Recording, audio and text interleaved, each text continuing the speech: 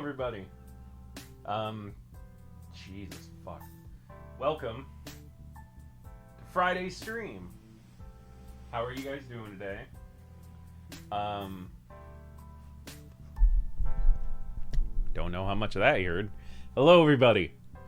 Welcome to Friday's stream. Running a little behind today. I don't know. Everything just seems to be taking way longer than it normally does. Yeah, I don't know. I was trying to set up stuff for stream. I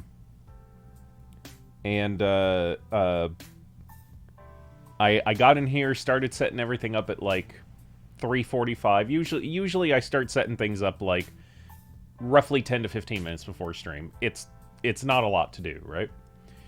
Did you send something in Discord because I didn't get anything? No, not yet. That's kind of what I'm talking about. Also, hi Dubs. Yeah, like I said, I normally... So, peek behind the curtain, a little BTS for you, behind the scenes. So, normal day for stream is whatever I need to get set up. Like, I usually come in here about 15 minutes before stream, you know, get stuff set up, like the text and the picture if I need to change it, you know, adjust scenes if I need to, get whatever I need to done on my browser. I go to Twitch, change the stream information, like the title, and if it's relevant that day, the category. I hope your internet does better today than yesterday. Why isn't chat coming up?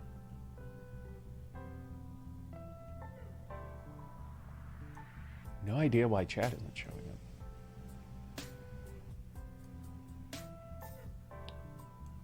I moved it.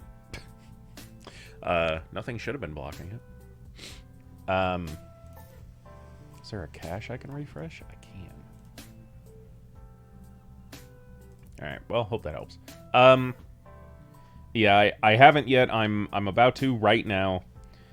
So, like, for the moment, all of those notifications, like me going live, like posting to the Discord and everything, none of that is automated. I do that manually. This stream, at the moment, has no bots. I don't have anything like helping me. Mostly not out of any sort of like, you know, oh, I refuse to use it. I'll just do it all myself. Blah blah blah. I just haven't yet. I don't know how any of that shit works. Like, I don't know what bots to use for this or that or any of that shit. So, honestly, I need to talk to Hunter. Because he knows a little more about, you know, all the shit than I do. He's been streaming for almost a year. Which, again, I'll kind of make a soft announcement that the Monday the 1st, he's doing a long stream for his Twitch-iversary, his 1 year anniversary on Twitch.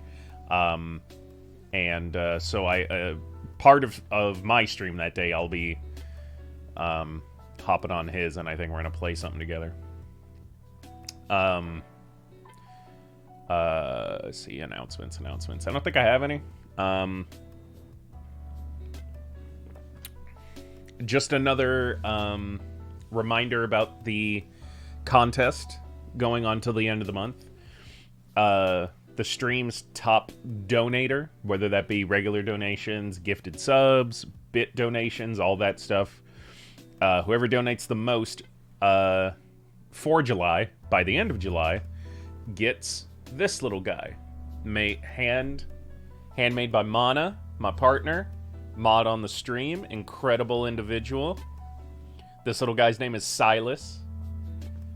Little crocheted mushy buddy. So, top contributor to stream by the end of the month will be awarded Silas. How are you guys doing today? Well, I know chat's working. I know chat's working now. Oop, no, that's not it. What the fuck is that? What image is that?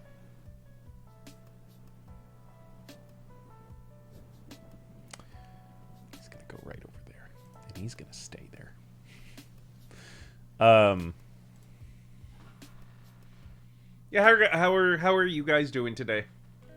My day was okay. Started off a little meh. Wow, that's just gonna be there, huh? So I am a 100% proponent and advocate for vaccines. Okay, I want to get that out of the way. Vaccines are good. Everyone should have them. They honestly should have been government mandatory, but here we are. Living in a world permanently with COVID because a bunch of fucking idiots listen to the wrong sources. Anywho. So if you were here yesterday on stream, you know that I got I had a doctor's appointment, just like a regular physical. But they asked me when was the last time I got like my tetanus or pneumonia vaccine, and I like whether I had one in the last 10 years. I told them I couldn't remember. Maybe I got one at a random doctor's appointment. I don't know. So I just said it, like, I was like, yeah, just go ahead and give it to me. You know, like, again, if it lasts that long, we might as well just do it, and then I don't have to worry about it for another decade. Actually, I completely forgot I still have this fucking Band-Aid on.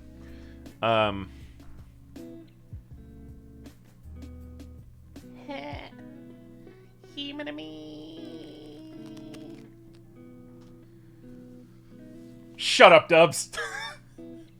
I know you guys got that fucking good shit over there.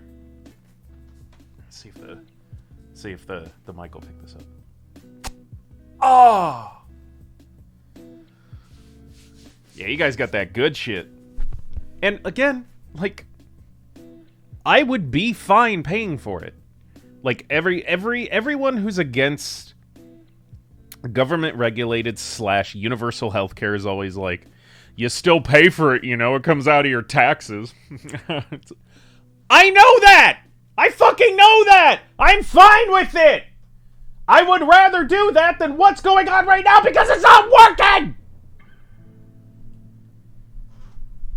Anyways, I got my vaccine yesterday. Like I said, it was like, I think both pneumonia and tetanus. I don't know if they mix that shit or whatever. But, it started kicking my ass earlier today. While I was at work. Like, I felt like shit. But I knew that's what it was. I knew it was working. Hold on, Mana's calling. Mana's calling me. That usually doesn't happen. Except all the time. Hello?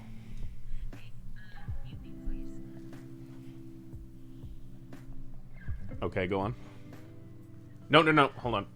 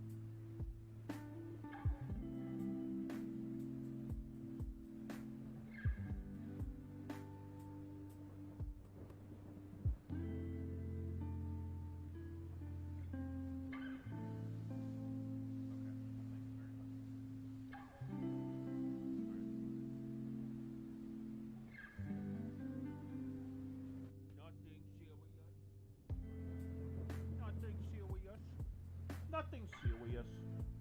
That was nothing serious. Except everything on this stream is serious. It's a serious stream.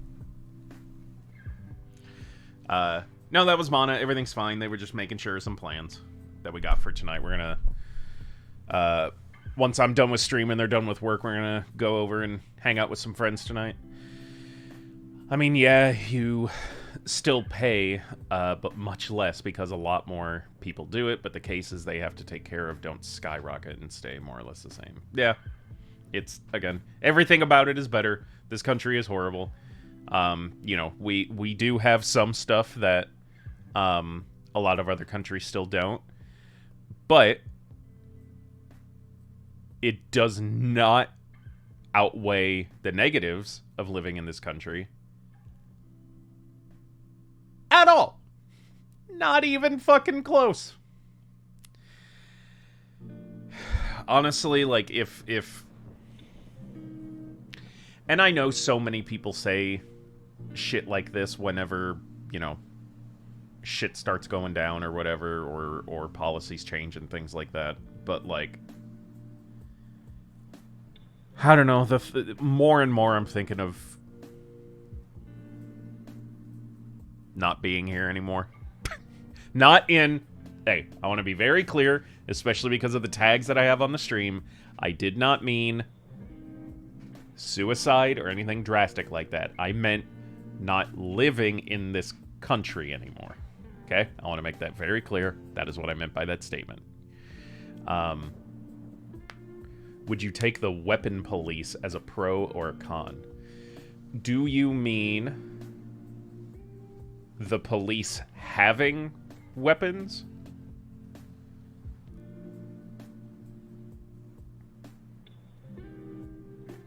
Or do you mean, like, are you being tongue-in-cheek and like, ooh, the weapon police? Because, if you mean, do I consider the police being armed as a pro or a con? Ooh, dubs. Ooh, dubs. Do we wanna get a little political on stream and talk about the police? Because I can give my opinions. And I'm sure that, again, with as tight-knit of a community as we have, I know most of y'all, I think, on the whole, you know, most of you are going to agree with me. I think most of us are pretty like-minded. I don't think it'll be until we get, like, a much larger audience that we start to have debates regarding that sort of thing.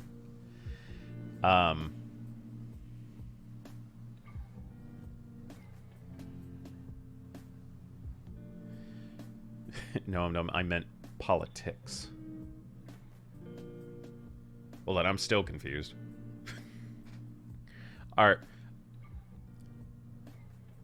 So if you meant politics instead of police, what do you mean weapon politics? Do you mean, like, weaponized politics? So here's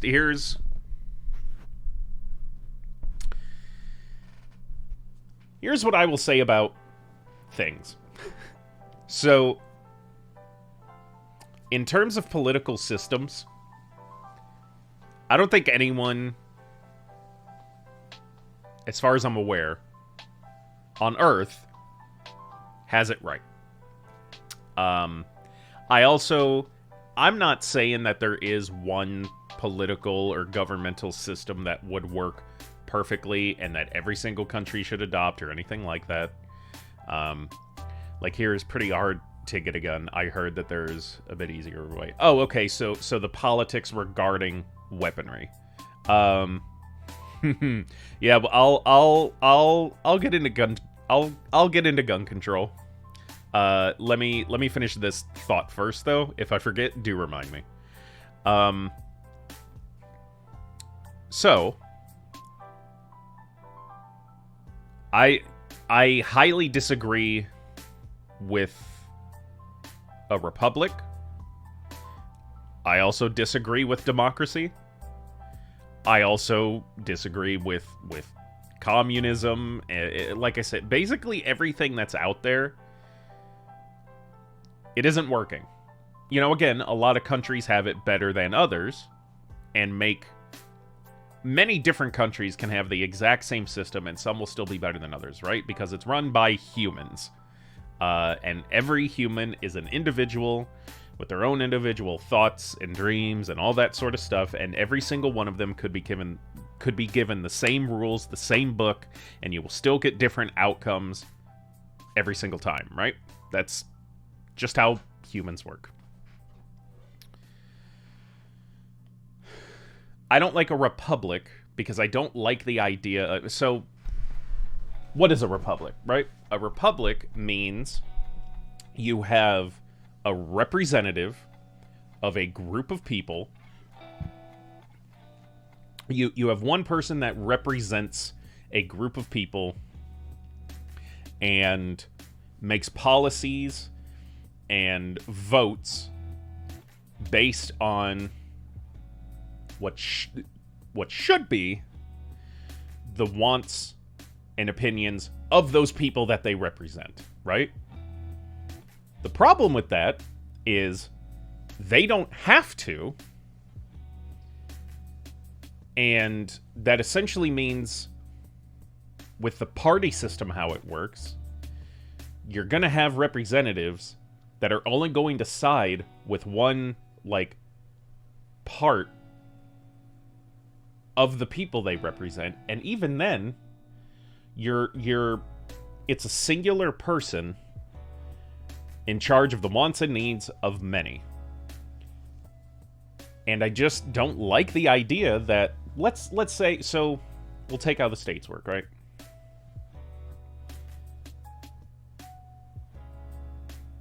The representative for any individual state, let's say something was put to a vote, like the presidency, where, let's say, astronomical, but let's say every single person... Democracy is the worst of all forms of government except all others. Winston Churchill. Yeah, he really wasn't fucking wrong about that one, huh? And I'll get to democracy as well. But let's just say every single individual in that state voted for one option.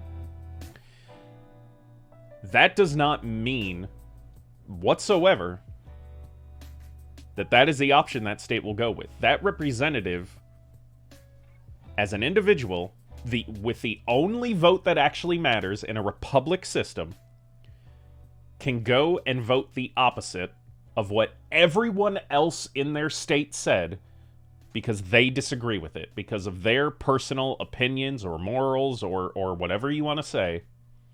Every single individual in that state could say one thing, and then the one person representing those people, if they disagree, then none of the opinions of those of their people matter.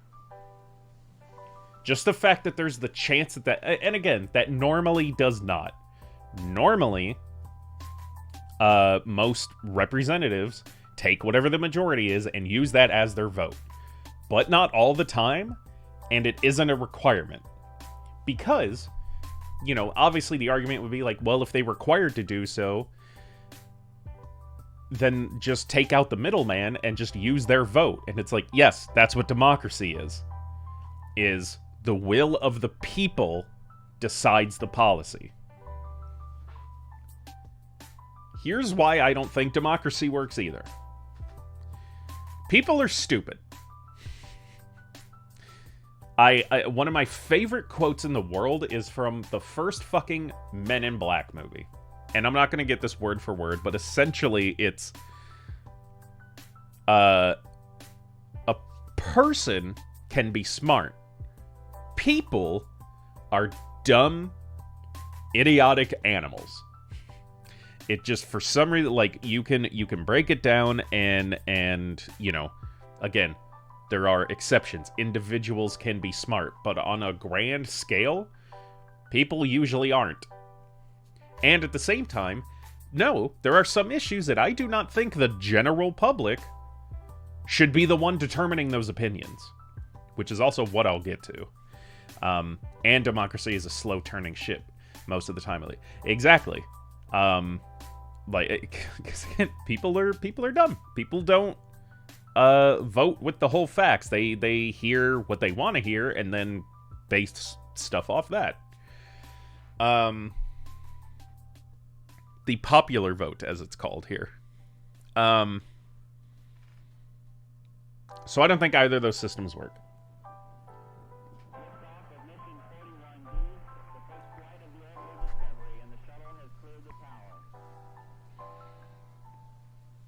Here's what I believe would be the best system of government, especially for, larger population, more advanced countries. A series of councils where seated members are experts in their field. So essentially what I mean by that is there is a council for medicine and health. The only people on that council are, elected, they are elected officials, but still have to have a specific criteria in their resume to be,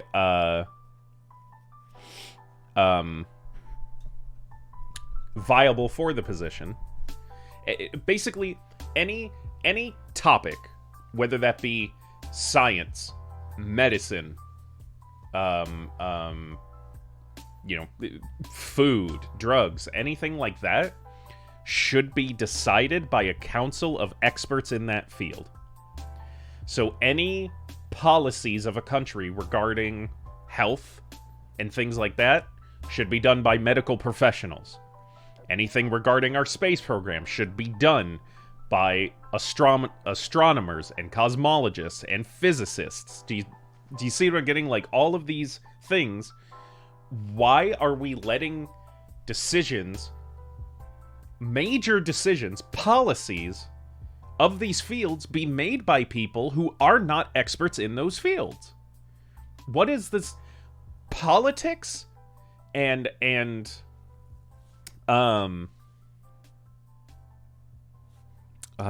fucking word slip in my mind.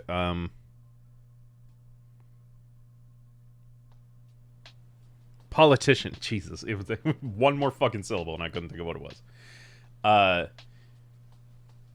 No, but really, please not back to monarchy. Well, exactly.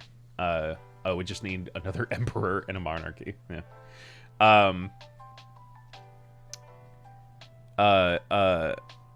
Well, I mean, like, on your point as well, like, we like to say that we're in an advanced age in humanity, and not to say that we're not. We very clearly are.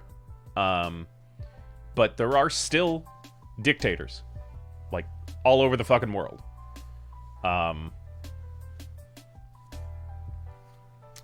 Even though that's been proven time and time again not to work. And again, not like any country, I think, chooses a fucking monarchy or a dictatorship or whatever, but no, I think a country's policies on any particular topic need to be made by experts in that field.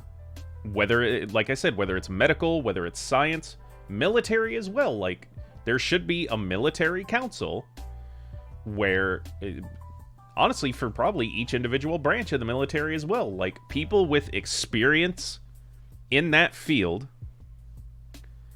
should be the ones making the decisions about that field. And also why I say a council, like, this sort of stuff should not come down to one person at all. Not even, like, a small handful. I'm not saying even, like, 3 or 5, like a 10-person council minimum on this shit, because you will have differing opinions. And that's fine. Differing opinions and conversation is what drives progress. You need a system of checks and balances within yourself to make sure that one opinion, regardless of what it is, does not triumph over everything else. Like, it just seems so fucking simple. Like, why are we letting people who aren't doctors make the laws and regulations regarding health? What the fuck do they know? And again, the argument I've heard against that is like, well, they do, they do consult with specialists in the field, and they bring forth data from those people. It's like, again, Cut out the middleman then. Like, if what you're telling me by that is, oh, they are informed. They got the opinion and the facts from a credible source. They're just relaying it. Then it's like, okay, why? If their decision is based off the professional opinion and facts from a source, why bother taking the route of them using that to make a decision and just have that professional make the fucking decision? Even if the one person is an expert and able to see different opinions and does all that, it's still a human being and humans make mistakes. Well, exactly. They get the opinion and fucking ignore most of that. And that too, because it's the same concept of why, to me, a republic does not work. They can have all of the information, all of the opinions. They can have literally all knowledge that they need to in order to make a decision on a vote, and can still ignore all of it if they personally don't agree. And that isn't fucking right. Whoo! Want to talk about gun control? Take them away. That is my basic fucking opinion on it. Because, you know what? Even a couple years ago, I still had that opinion, but I still may have been on that fence of gun advocacy's usual defense of, well, we need them to protect ourselves from oppressive forces, even if that includes our own government. Like, you can't take my guns away in case I need them to use them against an oppressive government. You guys had the chance and haven't fucking done shit about it. We're in an oppressive fucking regime right goddamn now, and you rednecks aren't doing shit! I'm okay with people having something at home for self-defense. Really, I am. I understand that even when stuff gets banned, made illegal, all of that stuff, there's still going to be ways to get it. There will always be a black market, right? So if people are going to get their hands on it anyways, might as well make it safe and regulated. Fine. Except we're not regulating it. Except gun control is up to individual states who can fuck up the whole thing like they've been doing. Guns need to be regulated. And there is no fucking reason for the average citizen to have access to the type of weaponry that we do in this country. Handguns and things like that, again, for self-defense, fine. Even still, there are non-lethal alternatives. You can get a taser. You can get mace. Even the, police use non-lethal means, such as rubber pellets. Like, if someone breaks into your fucking house and tries to steal your shit, a fucking BB gun still hurts like a lot. Get a fucking paint gun. Get a paintball gun. That stuff hurts like shit. But it ain't gonna fucking kill ya. There are so many goddamn alternatives than a lethal fucking weapon. It's just not necessary. You don't need it. You don't need it.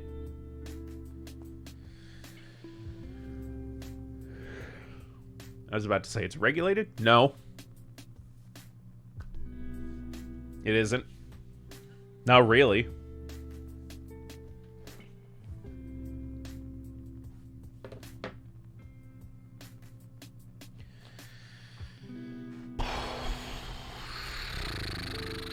Let me make sure everyone in the chat saw, because there's usually at least a couple more people here, especially on Friday.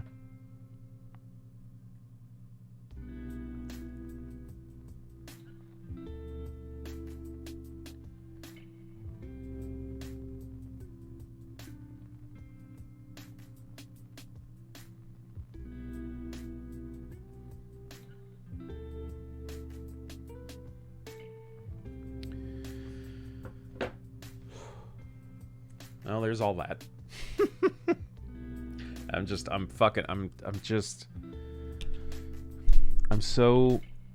so sick and tired of this country, and I'm sick and tired of being sick and tired. Like, even if I didn't have, you know, depression and anxiety and like all this other shit, like it's so tiring living right now. There's just so much going against us day after day after day that I just want to break. I want to worry about less for just a little bit.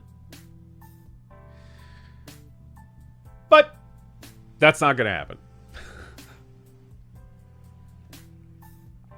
I hope it does. I will always have hope.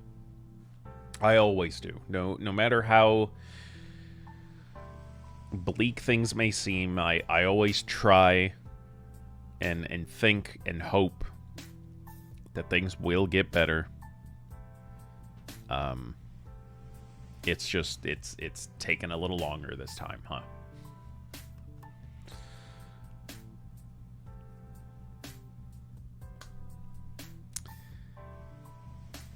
Oh, I had an idea.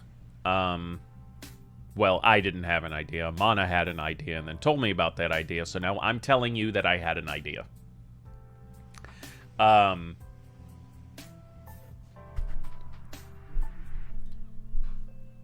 Specific sound alerts depending on the game we're playing.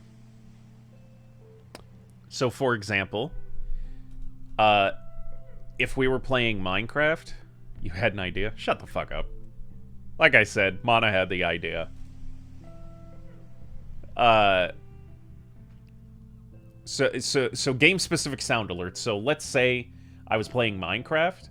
I would add some options for sound alerts for, like, creepers, for caves, for, like, zombies, that you guys can play while I'm playing the game. Basically to fuck with me and to psych me out and to make me think terrible things are going on, and I have to constantly wonder whether it's actually happening in the game or it's you guys playing shit. Might be a little harder to get the deception of that going once I kind of have the dual monitor setup thing going on and I can see the sound alert coming up. Because right now it would work fantastically, because, like, with me just using my one television, and if you weren't here yesterday, I did get my monitor. It is here. I just haven't had the time to set it up yet. Everything should be set up by next week. So right now the sound alert trickery works very well, because essentially, like, let's say I was playing Minecraft right now, I would have my windowed screen over all of my Streamlabs except for chat.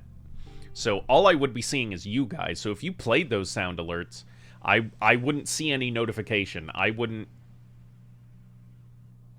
know if that was you guys or not.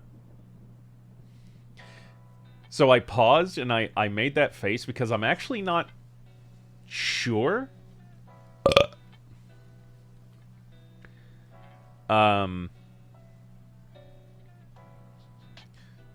I mean, yeah, I understand that there are scarier creatures, and like I said, those are just examples, right? Like it could be sounds for plenty of other things. Ooh, that Enderman sound. Bleh. I don't know if someone plays a sound alert if it notifies me in chat though. Like so it does for the channel points. Like I said last time. Go deeper. But I don't know if someone playing a sound alert notifies me in chat. I think I can find that out, because I can play the I can play the sound alerts without you guys. Like, I can do it for free.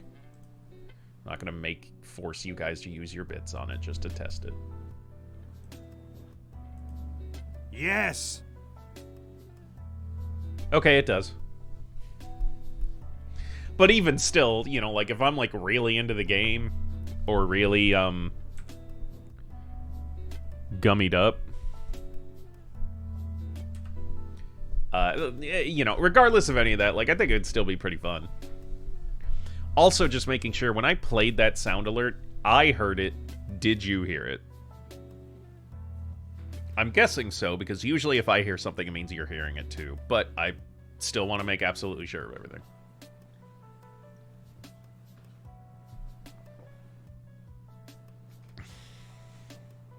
Okay, good. Oh, do you mean... Yes.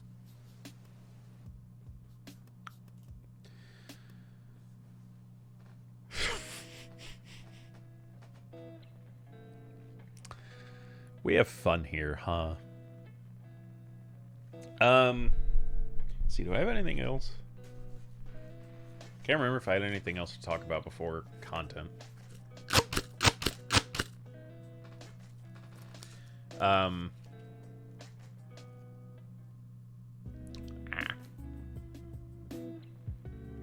You know what I haven't done in a while that, like, I do kind of miss? I know it's unhealthy and I know I shouldn't. I just miss smoking, man. And not... I've never smoked, like, tobacco a day in my life.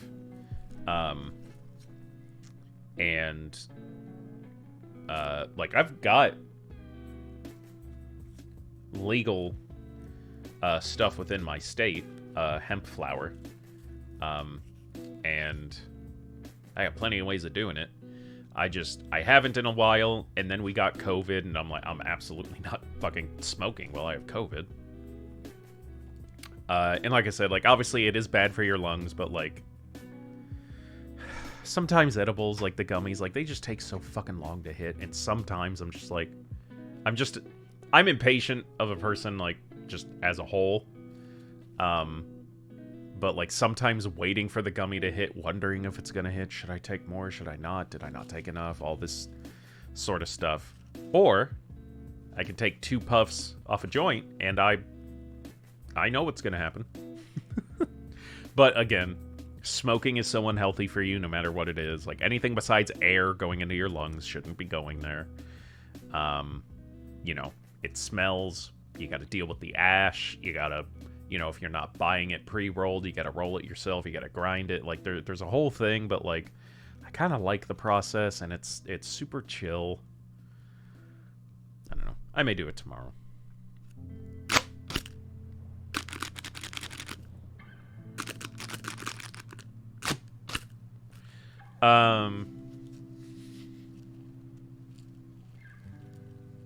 Tubbs, do you know what the fuck is going on here? Oh, I need a, if you've got one, we can go ahead with the tongue twister. Do that.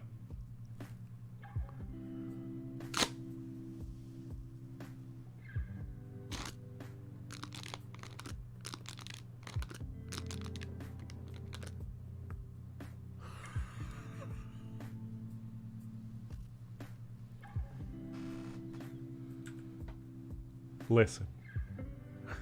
That's the impression Mana always does of me whenever she's like, "Oh my god, the face you make when you're high." And I'm like, "What the fuck are you talking about?" And every time she looks at me, she's like, "Sirius, I know when you're high." And I'm like, "What the fuck are you talking about?"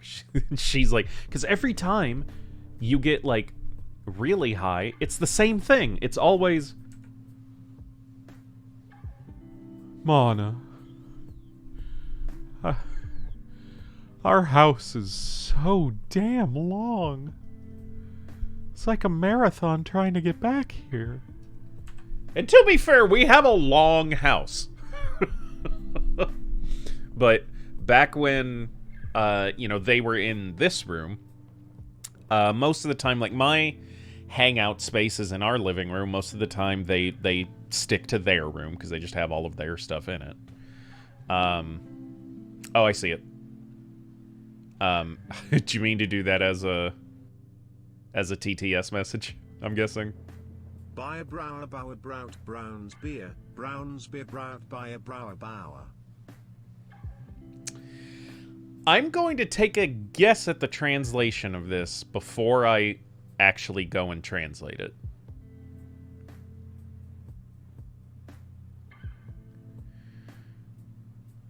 I'm guessing this has something to do with sausages and beer. Which, hey, it's a German tongue twister. I'm half surprised that hasn't been every single one of them.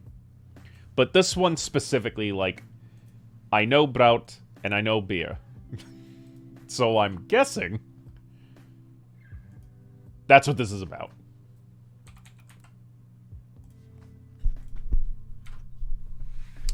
Right. I thought I fixed this, but I guess not. Okay. I'm half right. Well, we'll see which half. Why?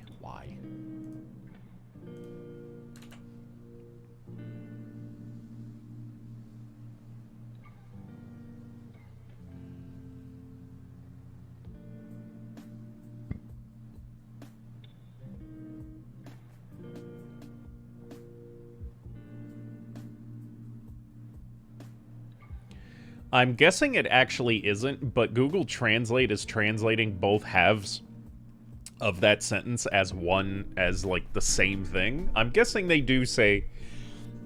Excuse me. I'm guessing they do say something different.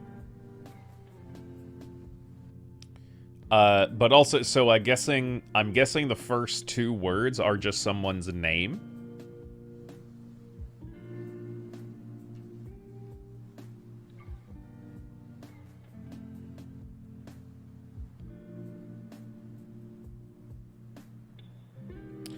I'm gonna take a wild guess and say that the...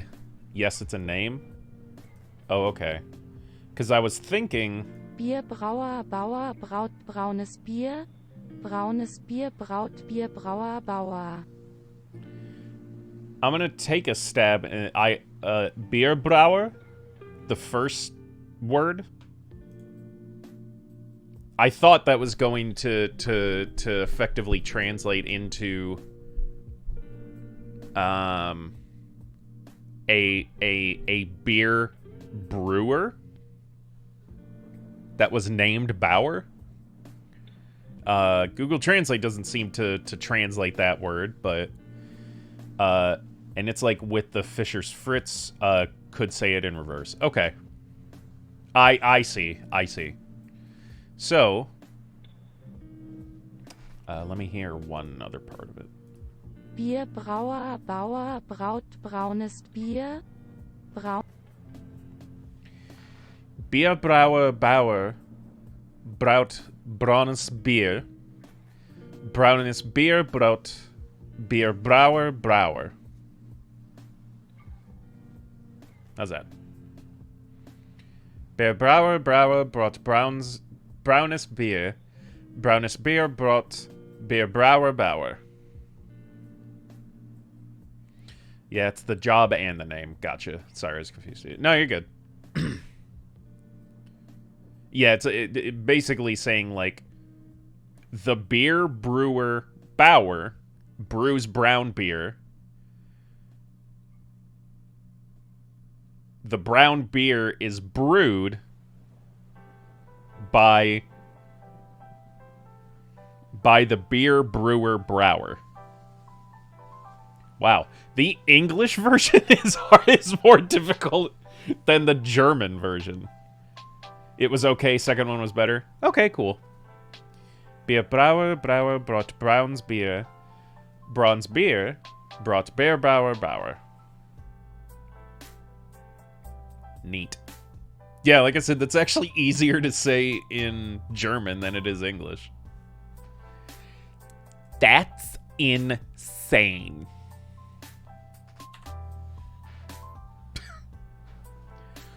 Um...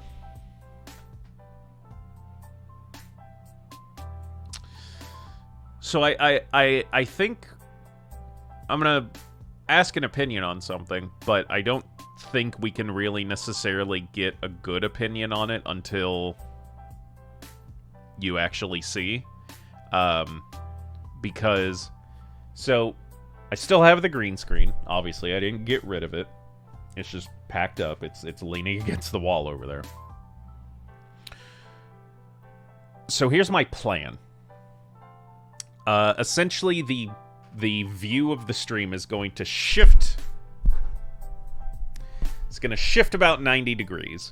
And I will be about here with my monitor there, camera on top, and the ring light. And it'll be, you know, so facing this way. So basically, you guys are going to be seeing basically the whole room to the wall I'm looking at over here, which will have various things displayed. And I want to work on like the lighting of the room and, you know, make it a little more streamer. Ironically, Bauer alone gets translated, at least when I tried.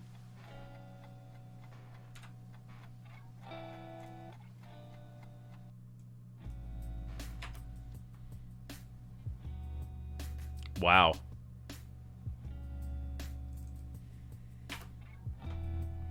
Okay, so the actual translation would essentially be the beer brewing farmer brews brown beer.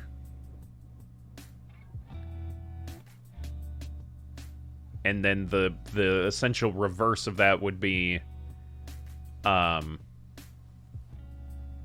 beer brewing farmer brews brown beer. The brown beer was brewed by the beer, what the fuck was it? The beer brewing farmer. Oh, Bauer is a name, a last name. It's just the literal translation of it would be farmer. I got you. It's the same thing as like, you know, in English, like we have the last name. Well, I'll just, like, Potter. It's like, you know, or Smith. Yeah, it's like, oh, your name's Smith. And, like, you just don't think about it like it's just a name. But it's like, no, remember, like, a Smith is an actual, like, it's a job. It's an occupation. Which are a lot of last names. You know, like I just said, Potter. It's like, you don't think about it because it's just a name. But, yeah, that means that family came, at some point, that family decided... Someone in that family, their occupation was someone who made pots, and that became their label. We also have Mueller, for example. I'm guessing that means Miller in Arnglish. Yeah.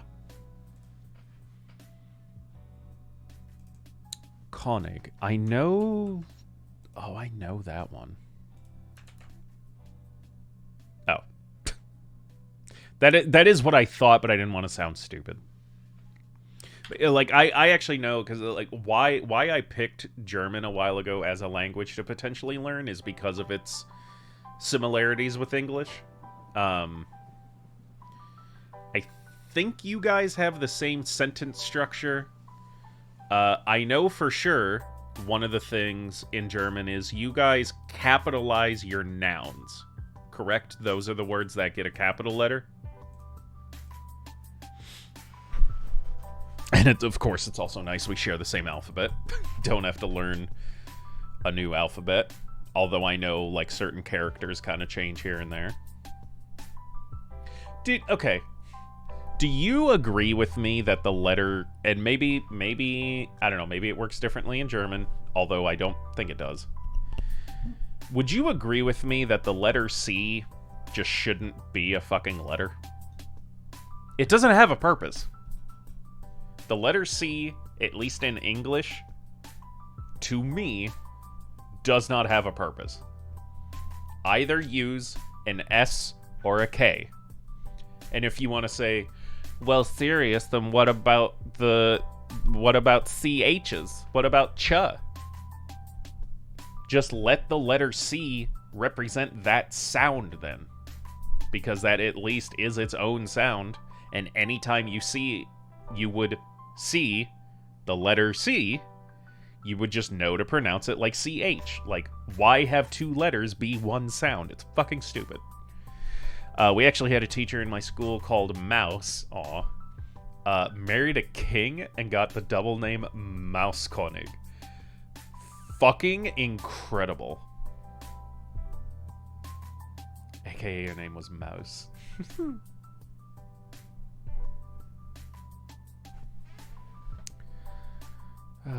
Once again, I'm sure it does just mean mouse.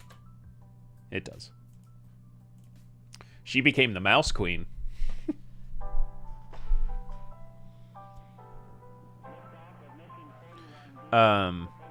So actually question, because so German uses a lot of vowels with the what are they called? Diuretics. So the umlaut and things like that. Are those letters included in your alphabet? Like, are they considered letters on their own?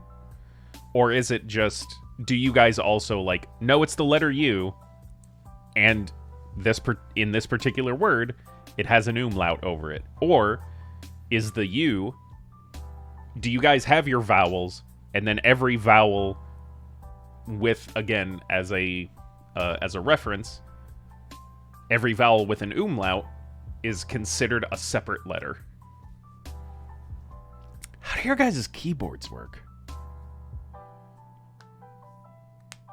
Because, man, I write fantasy. I wish there were easy ways on an English keyboard to get letters with diuretics over them, besides using alt codes, because it's so fucking frustrating to, like, constantly have to go look it up, hope the particular font you're using even has it to begin with.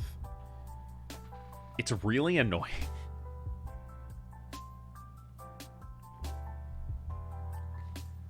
Especially because, like, in The Last Ingress, my RPG, there's a particular character whose name needs diuretics because it otherwise just looks like a regular English word that isn't how their name is pronounced.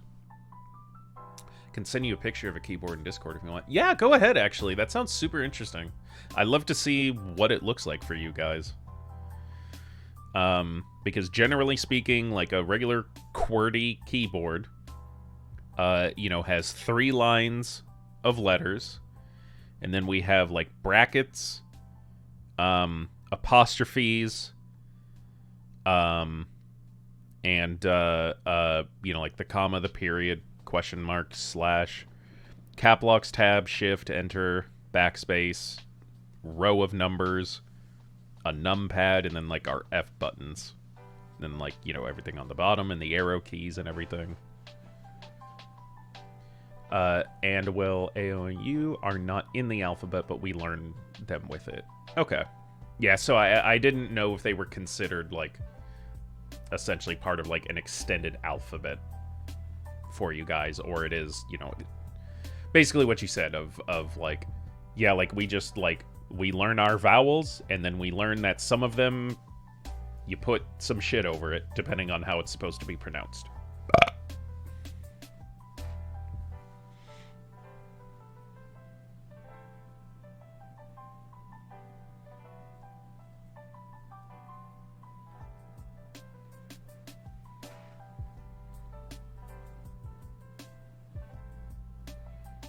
Man, everyone's busy today. Last couple days, this hasn't been a very...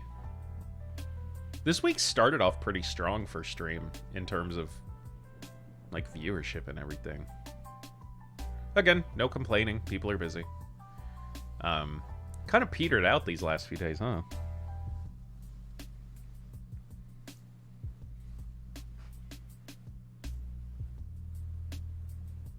Oh, wow.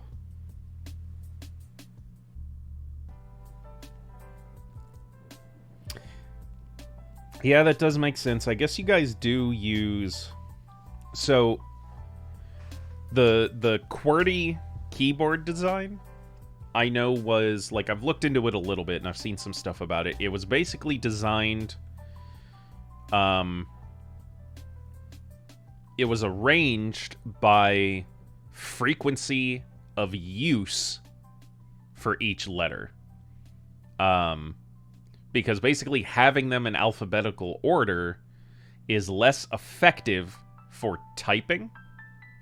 And so they were essentially arranged with most used letters, like on the outsides and in the middle, and then the least used letters on like the corners, basically. So it's interesting to see that. So like on an American keyboard, the Z is where your guys' Y is.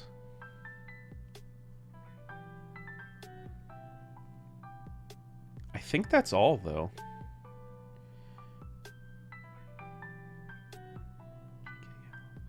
And then the other substitution is, so where the keys on your keyboard for the O and A, with an umlaut, and the U, sorry, getting ahead of myself, the O and the A, like after L, for us is the O with an umlaut is the colon and semicolon, and then the key next to it is the apostrophe and I forget what they're called, but quotation marks. So that's what I've got there.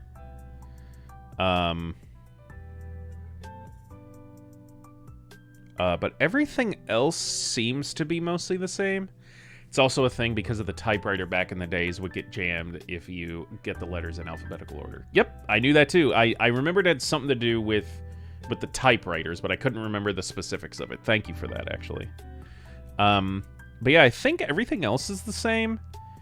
A couple things different, like the some of your letters with like the alternatives, like essentially the shift options are a little different. Like our E doesn't have, well, for sure it doesn't have the euro, but it doesn't have the dollar sign. Our dollar sign is actually, so same as you. So like our the number 4 has the shift option of the dollar sign.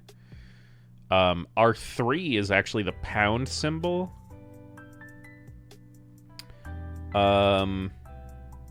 Some shifts besides that. Oh, where is your guys's? Oh, there it is.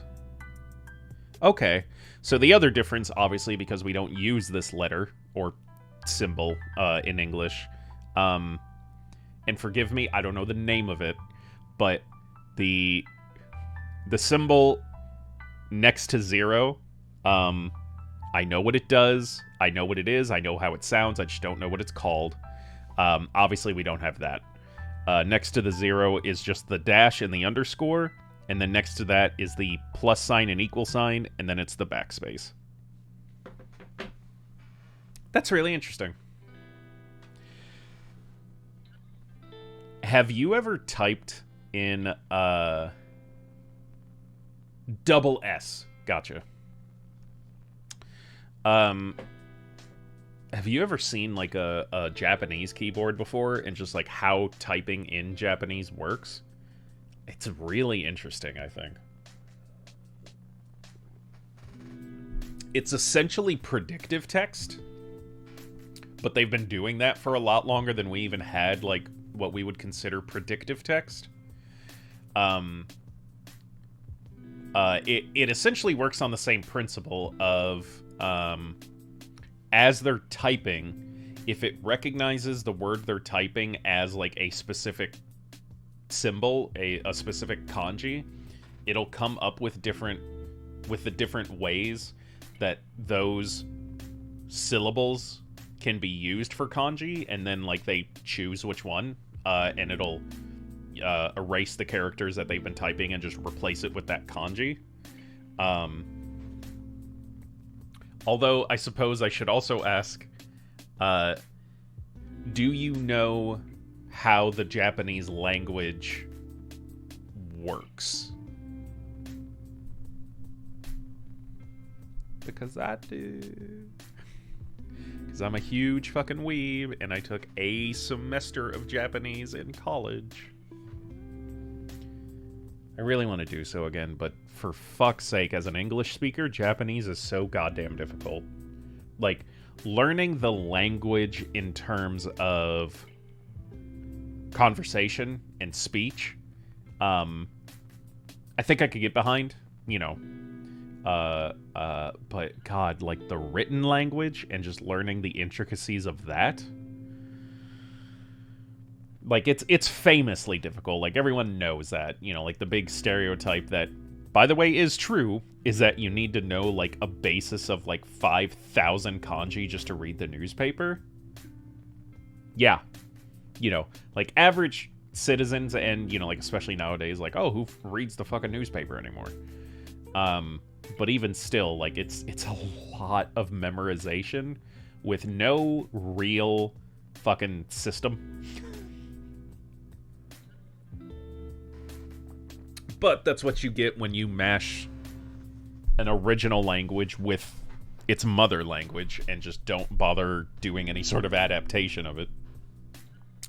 Not yet, but I want to learn it. But I can't find a class in my area, so I'm looking for a good app. I know it's stereotypical to say, but for a start, and especially for free, the Duolingo app isn't bad. It'll get you a good, like I said, it'll get you a good basis.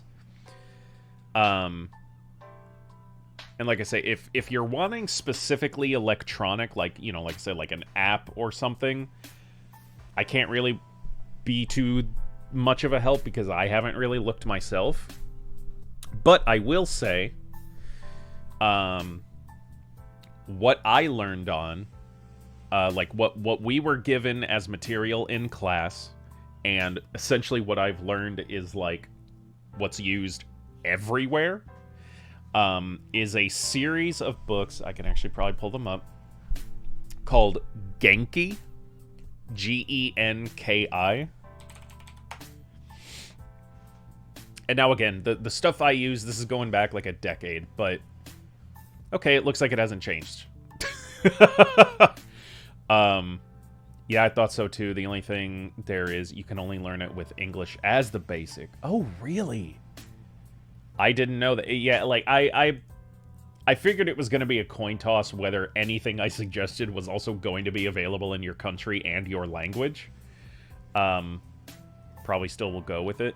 Yeah, because like you clearly have a very good grasp on English, so I would imagine for a start it'll be relatively easy. You know, I don't know, maybe some like some intermediary translation of like, oh, they're giving me this English word, but I don't know what that means to begin with. So you have to go translate the English to German, and then that German to the Japanese that they're trying to have you learn from English. You may have a language triangle going on, trying to learn it with Duolingo, but you know, hey, you got to do what you got to do, right? Yeah. So real quick, these are the books I learned with. I still have them somewhere because I planned on using them to teach myself, you know, to kind of finish it. But I would really suggest them. It's vocab, but it is also like they teach a bit of conversation, and it's a lot of fill in the blanks, you know, multiple choice and stuff like that. Oh, do I have those here? For some reason, I thought I had my Genki book up here. It may be in my basement. Or just in a drawer that I can't fucking get out at the moment. So, so what I was talking about, like why I asked. Um, so Japanese works. So Latin-based languages like English and German, we use an alphabet. Specific letters that make specific sounds, and then all we do is just put those together and we form words. That might sound kooky, but I'm actually not so good in English, especially writing, looking at what grades I got in school. No, you do find enough for me to understand you, like, 98% of the time. There's only been, like, once or twice where I'm reading it and, like, I kind of have to interpolate or ask for clarification. But overall, man, like, as a only English speaker, I'm telling you, you do a great job. Yeah, the spelling's a little all over the place sometimes, but... And I'll tell you why I've never said anything. Not because I'm afraid of it or, like, I don't want to hurt your feelings or anything like that. Like I said, I don't know any other language. I've tried learning a couple other languages, and it's really fucking tough.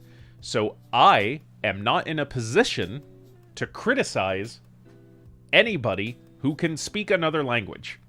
Or write it, or whatever. Like, it's tough. It is so fucking tough.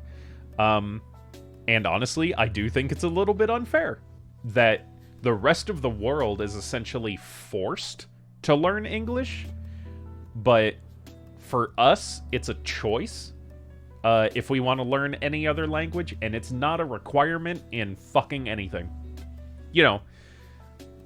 In speaking in general, like, if you want a specific job, that is in one of those fields, if you want to become a Spanish teacher, yeah, you'll need to learn, the requirement will be a knowledge of Spanish. Anna, what? I'm not...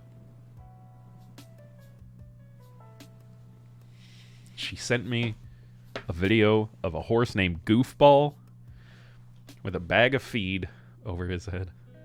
I know it suck at writing in English. Talking is easier. First of all, yes.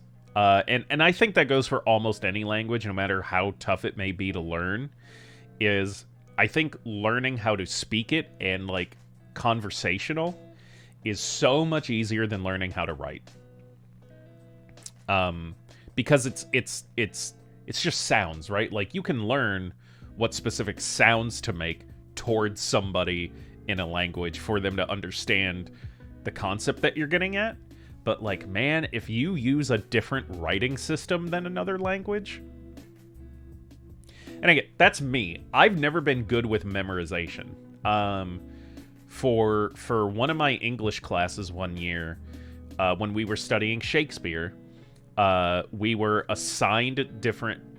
We had to do a project where we were... When we were studying one of Shakespeare's plays, we had to choose a section, like a stanza or whatever. We got to choose one, but we had to memorize it and then repeat it back to our teacher in a one-on-one session, and we're graded on how accurate we were. And I'm not good at that. I am not good at memorization stuff, and that's a lot of learning a language. Like I said, especially the writing portion. But anyway, so with Japanese, how Japanese works is they don't have an alphabet in the same way we do. Which is obvious. Like, if you've seen Japanese writing, you know that it's different. But here's the other way that it's different.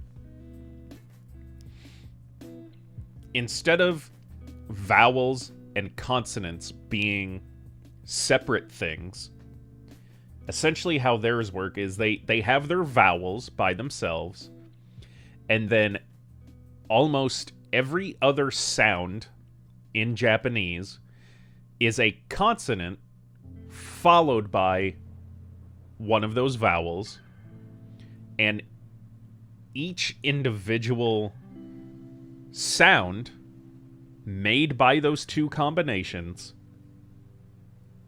has an individual symbol. And that is called, the system that they have for that is called, I'll say it in English, hiragana. So essentially what I mean by that is they have what we would consider the letters A, E, I, O, and U. And then they have, like the first one you usually learn is K. So, in Japanese pronunciation, the vowels are A, I, U, E, O.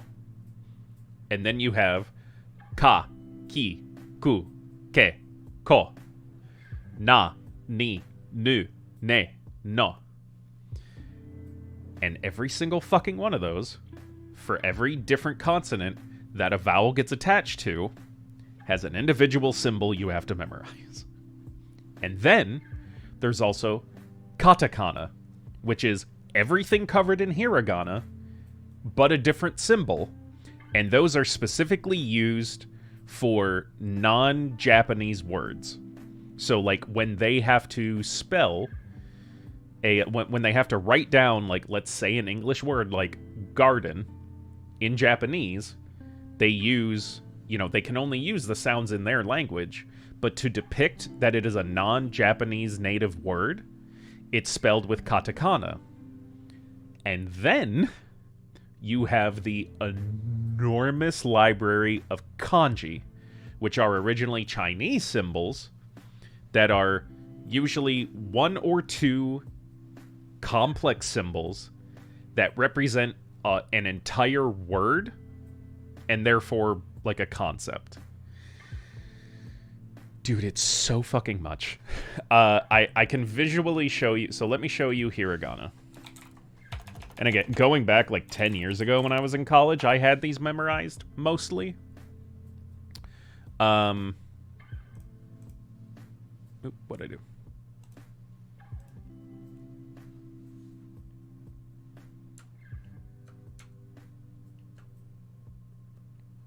Wow, that just straight up didn't work in my favor, huh? Hold on.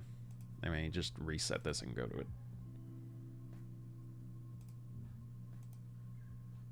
Yeah, here we go. So, these are kanji. It is a lot to remember. It's a lot to remember! It's so fucking much. Hi, Winterbean. Hello. Hold on a second. You want to come here? Oh. Here she is. There's my little winter bean. Hi, Bean. You always look so fucking pissed. Look at how angry she looks. She really isn't. I promise you, it's just her fucking face. I don't know, maybe she's a little upset. You just want me to let you down, is that it? Hi. Okay, you're not being entertaining. Yeah, so this is what I mean. And of course they also read the opposite direction of us. They read right to left instead of left to right. So they have the symbol for A, I, U, E, O. Then Ka, Ki, Ku, Ke, Ko. Na, Ni, Nu, Ne, No. But even to all of that, there's an exception that you just have to fucking memorize. So in most cases, it is just the consonant and the vowel. And that's one sound, and it has one individual hiragana. Except for the letter S, which has different sounds. Oh, so S has one different sound, T has two different sounds, and then consonants like Y and W don't have all of the sounds. Some of them are just fucking missing. They just don't exist for that consonant. So, for example, the letter S. So again, basic, like, one that follows all the rules is the letter K. I love K hiraganas because it's just ka, ki, ku, ke, ko. Great! Okay, let's move on to letter S. Sa, she? Yep, it's not si, it's sa, she, su, se, so. Then we get to the letter T, and you're like, okay, I can memorize that the I for S is she instead of C. I can get that. Okay, so ta, chi, tsu, de, do. Okay.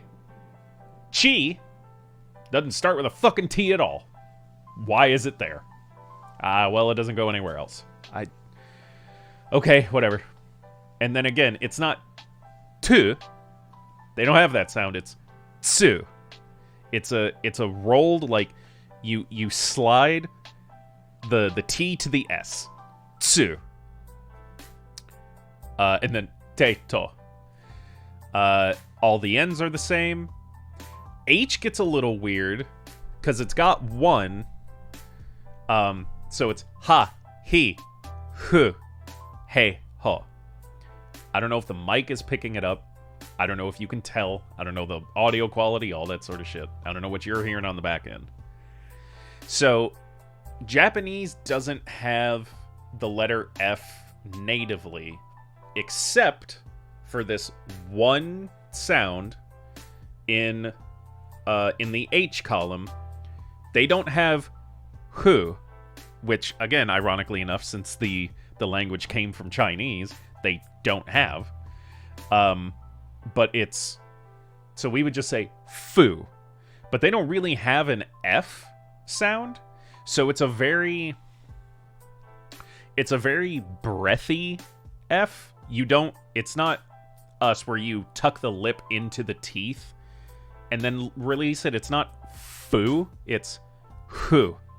You almost make an H, but bring your bottom lip close to the teeth, but don't actually connect it like we do with an F. So I don't know if you could tell the difference between, like, hu and hu, but it's like a ghost F. You know, it's essence of F. You know, it's F extract. You can kind of hear it there, but it isn't a full, like, it's not ha, he, fu, hey, ho. It's ha, he, hu, hey, ho. It's very breathy. All of the M's are the same. The R's are the same. But then, like I said, you get to W and you get to Y. So they don't have. They only have ya, y, and yo.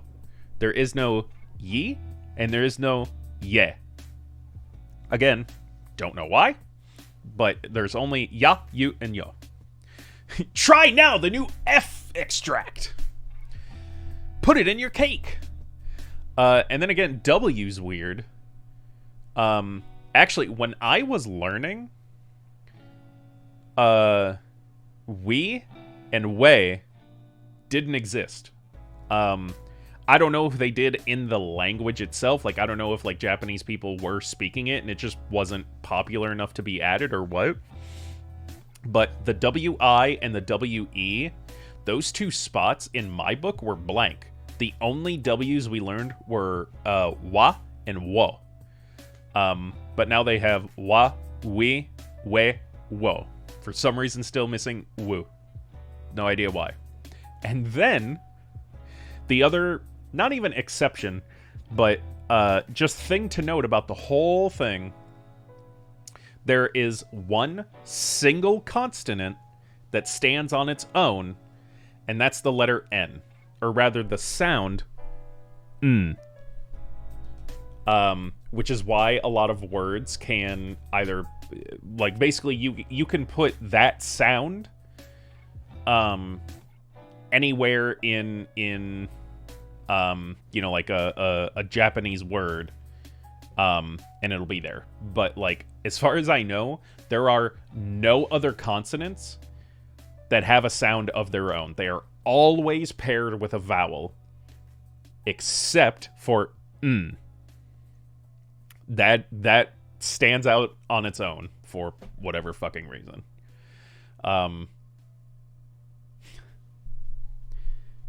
So you may be thinking, well, Sirius, what if they wanted to use a word that starts with the letter B? What if they wanted to use a word that starts with the letter D? Plenty of I've heard plenty of Japanese words that start with a D. You're right. And they have a system for that. But you got to memorize it. So the system they have for... Are you hitting me with your fucking tail? Winter just smacked me in the leg with her tail, like, violently. And when I finally fucking looked at her, she flopped over for belly rubs. I love this fucking cat. Give me a fucking second. Hello, Bean. Hello, Beansy. I can't give you attention right now. I'm streaming. Daddy's making the muns. Oh, I know exactly why she's up in my business. It's time for FOOD. Right, you're German. I can't say the word though. They're wanting dinner. I can't say the word because they know the word. And if I say it, they'll think it's happening. But they're gonna have to wait till after stream.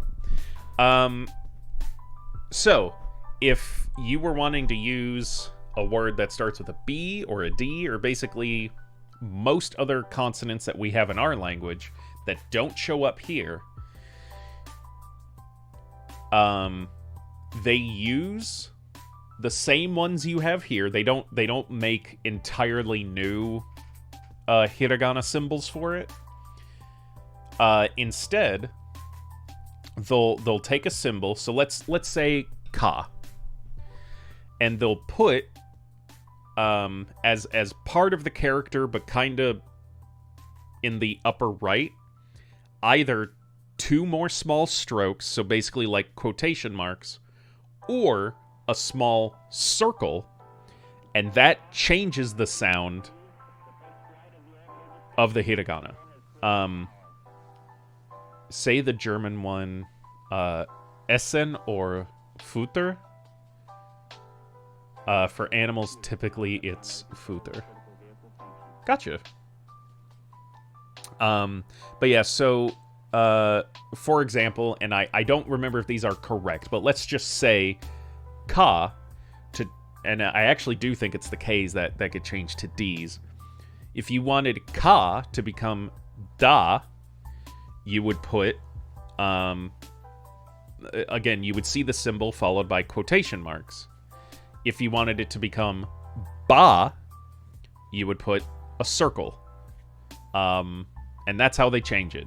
But again, the problem is you have to know which consonants change into other consonants when you add those marks to them. So it's just more memorization. And then, like I said, katakana, all the same sounds, but just completely different symbols that you have to memorize. And then kanji. And I didn't even get into kanji. Like, it fuck that.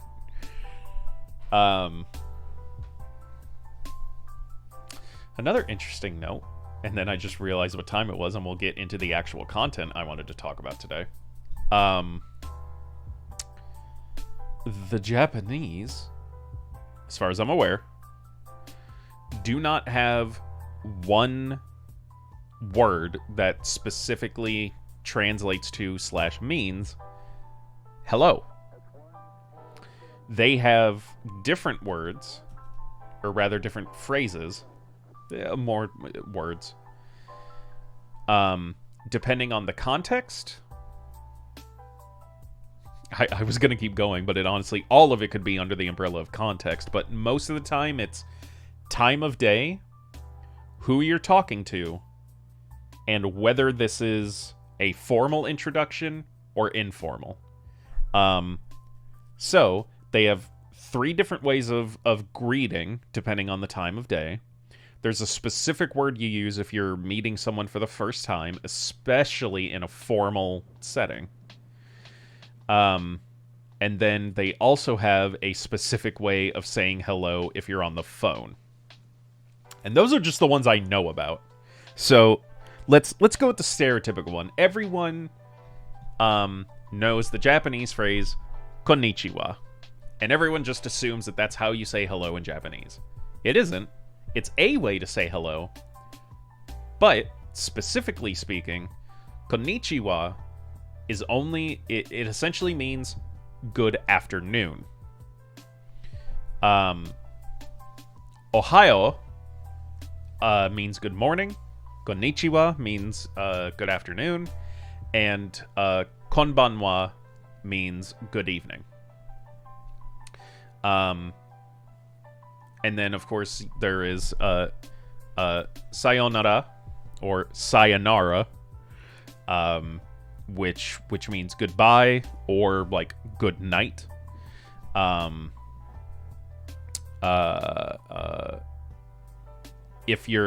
you're picking up the phone to essentially say, like, hey, I'm on the phone, you know, like, hello, it's moshi moshi, or moshi moshi.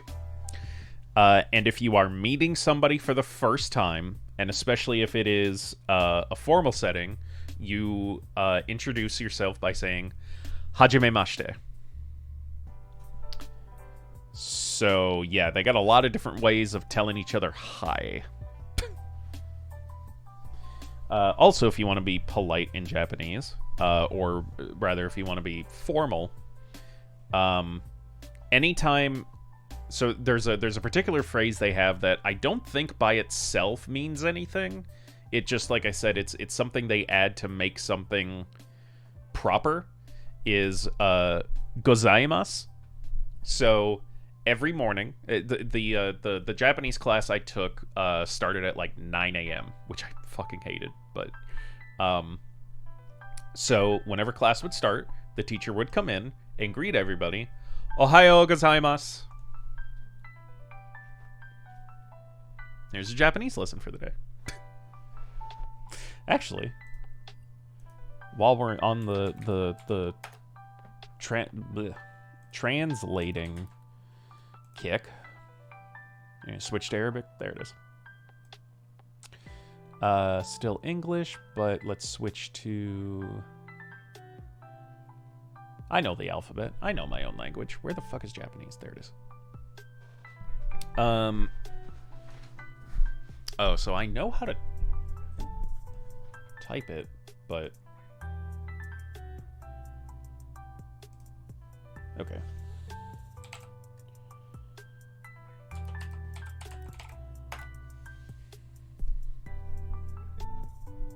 Oh, that's interesting.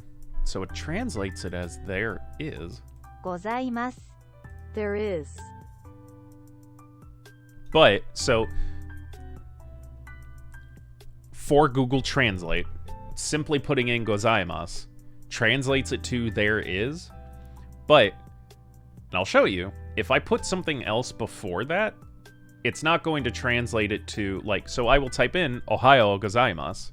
It's not going to say there is a morning. It's probably just going to say good morning.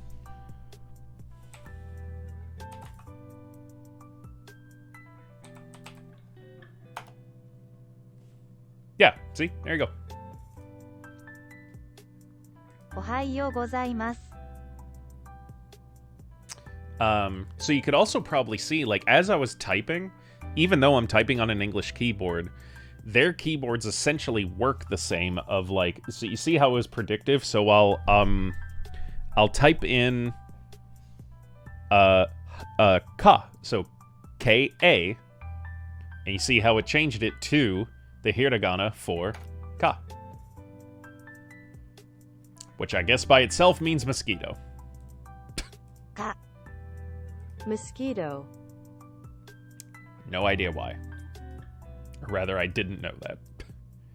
Ka is actually usually associated with swords or something, I thought. Well, because there's also, of course, you know, katana. Okay. Alright. Japanese lesson for the day over with.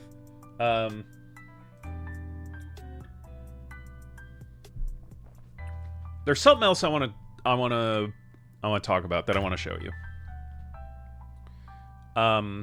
Which was, so the explanation. Let me get this fucking image out of here.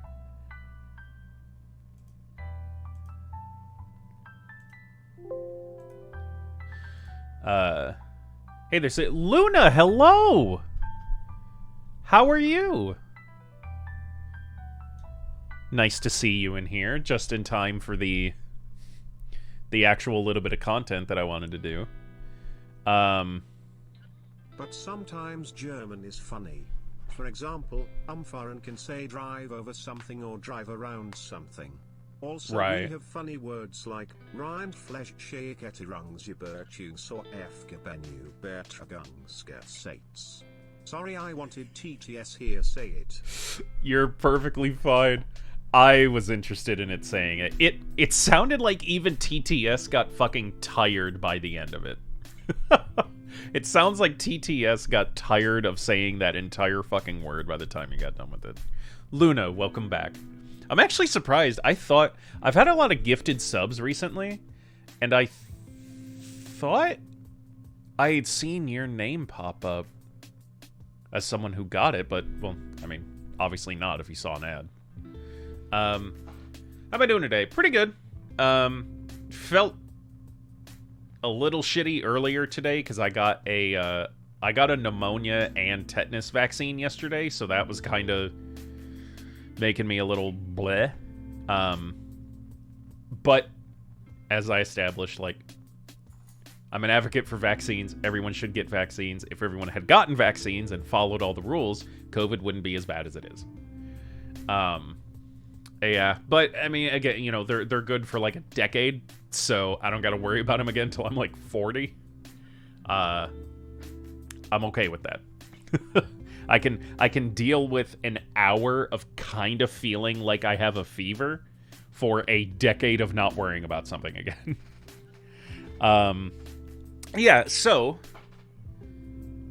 normally titles of the streams mean very little to what is going on in the act for our content for the day, or are at least some strange enough take on it that, like, and that's purposeful. Like, I want people to look at the title of my stream and just be like, what the fuck is going on? Because, hey, curiosity brings people in, right? So today is no different. I found something today that I thought was super interesting. Oh, I'm on the right one.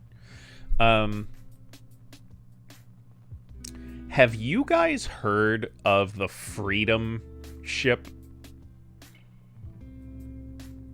Unless you were, which actually I know both of you are a little younger than me, so I doubt it, because it was a thing in like the late 90s and early 2000s. Oh hey, wanted to apologize in you and Mana. I'm sorry I haven't been around on 14 in a hot minute. There's a lot of money to pay for monthly for it. Wanted to blah blah blah. No, you're good. They've been on it a lot more than I have. Honestly, I think when I played with you was one of the last times I had played, and even that, like, that session that we played together was the first time in a while that I had played. Not that I at all dislike the game at all. It's just it's how it was my hyperfixation for a bit, and that's all I wanted to do. And then I did it for like 2 or 3 months, and then I'm like, oh, you know what? That's a lot. I'm gonna take a break, and that break has just kind of never stopped.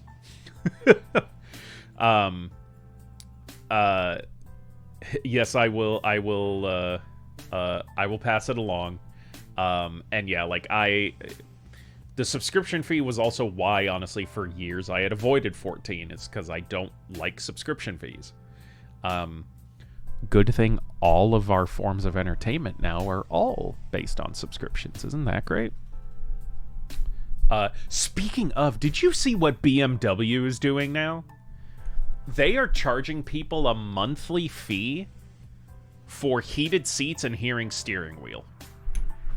Like, even if you buy the car with those functions, you now also have to pay them essentially a monthly subscription fee to be able to activate your heated seats and heated steering wheel. I think it's just one of their models, but I don't know which one. So yeah, everything's doing subscriptions now. It's fucking great. Ha ha. Hi, Nova. Hi, sweetie. It's not time yet. Go on. So, the fuck was I getting at? Oh. Yeah, no, you're good. Like I said, like I personally haven't played the game in a bit. I actually haven't played like video games in a bit.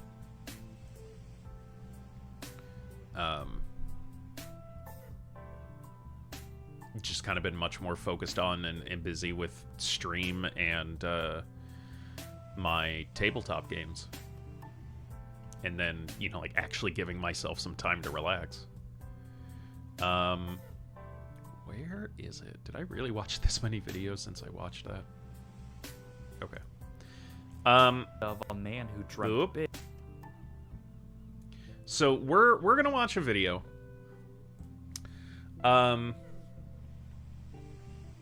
So I'm guessing neither of you have heard of something called the Freedom Ship. Which is great, because then this video will do all the explaining for me. The Freedom Ship is a conceptual floating city. It's basically a ship that's a city. That's the best I can give it without spoiling anything. I will turn down the music because I'm just remembering it. There we go. Alright, I'm just going to play this, and then we'll kind of like go over things and talk about it. Quick question. Does the thing with MC Monday start next week already? Probably. We'll probably be playing Minecraft on Monday and just seeing how things go. I don't know if I'll have like the sound alerts thing up yet or not, but I don't know. We'll see. Oh, which one am I on? I am on... That's not where I wanted that.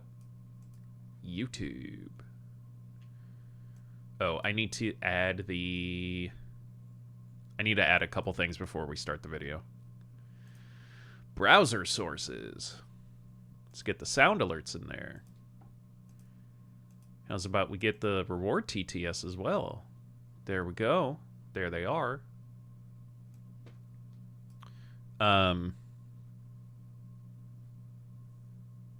Okay, all of that's in there. Hey, Squoose, you made it. Yay. No, I'm happy you're here, man. How's it going? Okay, so we're here. Yeah, so I'm gonna get the video started. You guys let me know if I need to like adjust the volume or anything on it. What's up, guys? My name is Jake. Ever since I was, I don't know, 10 or 11, I came across, and this is a true story, I came across the story, or at that time, the very real, in-development project of Freedom Ship. I remember I became obsessed with this out-of-the-world concept, and got so excited for the future. But it's been well over a decade since, and nothing solid has culminated. So today I figured it might be interesting to look into what happened to the ambitious Freedom Ship concept, what it was, and what the future may hold. I also got a chance to see what the current CEO... This is by Bright Sun Films, by the way. A channel I really suggest checking out. They got some really cool stuff. ...behind the project has to say. This is the story of Freedom Ship. I want to quickly thank Ridge for sponsoring this video. Go to ridge.com/BSF or use the code BSF at checkout to get 10% off your order. Now let's go back to the 1990s with a visionary man by the name of Norman Nixon, an engineer from Sarasota, Florida. He was developing a small island in the Turks and Caicos. However, after losing the property, he switched gears to an entirely different concept, a floating city. Gaboogie? Back in Florida, Roger Gooch, an entrepreneur and investor... I completely forgot one of the main guys in this video is named Robert Gooch. The Gooch!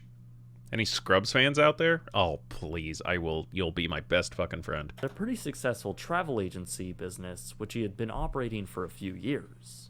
He had also been dreaming of something new in the leisure market, and came up with the idea of buying a cruise ship and refitting the existing cabins into condo units. The return on investment had the potential to be lucrative, and Roger, along with his colleagues, had begun looking seriously into the idea. However, one day, just by chance, things were about to change. Come back, and I'm reading the paper here in Florida. A man had a small article, and he goes, "Condo cruise ship seminar." It was just a small little article. And if I hadn't come back at that time and read it, I would have never encountered Norm or any of them. So I go to the White Shadow. It's at a hotel, and I enter, and there's a pretty large room, and there's about 4 people in the room. And at the time, I didn't realize who he was, but Norm Nixon comes over and introduces himself to me. And he says, "I'm the engineer of this development, this thing, and we're glad you came, you know." And I said, Does it look weird that me watching the video is basically just, because I just checked, it is just me looking off screen? Like, should I mirror myself? Is that gonna make it look any better for you guys?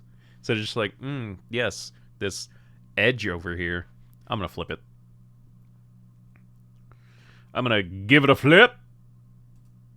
There we go. That looks a little more natural. 5,000 feet long. He goes, "Oh yeah, it is. Yeah, it'll be the largest vessel ever built in the world in history." Use a kaleidoscope effect. He was, maybe. Very learned, needless to say, and in a lot of respects, he was somewhat eccentric. And he says, "I'd really like to speak with you further about this. We can build it, but we don't know how to bring it to the attention of the world."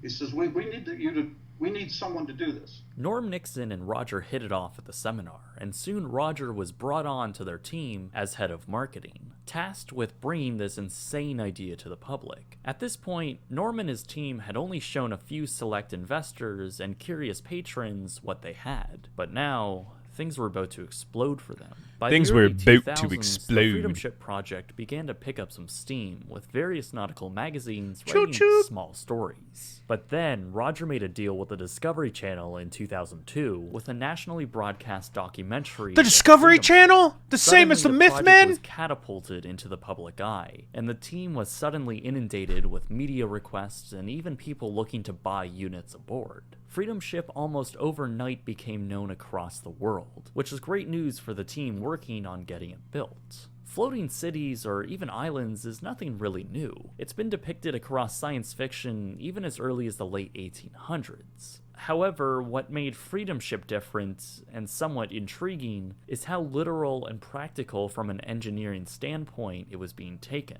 Sure, someone can dream up a rough idea of something, but these guys were putting together actual logistics. The idea behind Freedom Ship was to comfortably house over 50,000 permanent residents and take in an additional 30,000 tourists each day. I want to make something very clear. I am not making fun of this individual's accent. I find it endearing and entertaining. So because it's technically a ship, it can transport its residents all across the world into new ports and subsequently take on new tourists, an always changing market of guests and scenery. It's sort of like taking, say, all of Baytown, Texas, and putting it on a movable platform. Actually, that's kind of insane, isn't it? Anyways, to make the return on investment favorable to the cost to build, the ship would need to grow in scale to an unprecedented level. Freedom Ship would span almost 6,000 feet, meaning the vessel would be over a mile long. Jesus. For comparison, one of the longest and largest ships today is the Maersk Line EE class ships, spanning around 1,300 feet. The largest cruise ship That's is so Royal Caribbean small. Symphony of the Seas at 1,180 feet. So it's almost like lining up Symphony of the Seas 6 times. Freedom would also span over 25 decks. That is and one goddamn of its most ridiculous. striking features is the rooftop airport deck. Fitted with 2 runways, Freedom Ship would allow turboprop aircraft to land and depart off of its own top deck. Below, the ship would also feature various inlets in the superstructure design, allowing for tons of open space concourses fitted with pools, parks, walking space, restaurants, you name it. Even in some iterations, a theme park. Towards the aft of the vessel, the hull would split into sections, allowing small bays where tender boats could tie in and dock to ferry residents and guests on board. Of course, to support all these people, the vast square footage inside would accommodate everything a small city would, with schools, a hospital, a mall, and really anything else you can think of. Timeshares would cost around $70,000, and resident condos would start around $250,000 all the way up to several millions of dollars. Though since the ship is constantly moving, your is the volume good for you guys? Changing. Plus, no one said anything, so I'm guessing not under the federal laws of any certain country, residents on board would theoretically not be taxed by any government. At the end of the day, Freedom Ship would be so large that it would have to be built offshore at the staggering cost of over $10 billion. At that price, external funding and a lot of so they just brought up the fact that, like, it's not under any, like, particular country's jurisdiction, right? So, like, you know how many, like, deals can be made on that? Like, does it... Like, I know ships in general have to... Like, there is maritime law that they do follow, and there are international laws. But, like, this just seems like a haven for really shady shit to go on. Or, just, like, fucking incredible shit, right? Like, they make their own rules on the vessel, right? Again, as long as it aligns with, like, those other things they have to follow. Like, it gets really weird. And then there's something else that got brought up. I don't know if it has in the video yet. We'll see. It would obviously need to be raised before things began to move forward. Not only did the team need to finalize the plans themselves for the vessel, but they needed to figure out the enormous task of logistics to even figure it out. So over the next few years, Norm, Roger, and the team had begun working on raising the capital to start construction. However, individuals and companies dealing in fraudulent and scammed money became all too common for them, and really slowed things down. They reached out to brands and offered large equity stakes to investment firms, but the general consensus was that Freedom Ship was still unproven despite the proposed healthy return on investment, and they were just going to wait and see. And in that respect, we were going to a lot of global maritime symposiums and conventions, and we naturally met a fair amount of the execs of major cruise lines. I was certainly amenable. I said we would happily joint venture with a notable, credible cruise company. We did have communications through these conventions and et cetera with various people of Carnival Cruise Lines, Norwegian, Royal Caribbean, and some other notable cruise companies. And they were all like, what an interesting project. We're going to wait and see. But it was very appealing, and a couple of...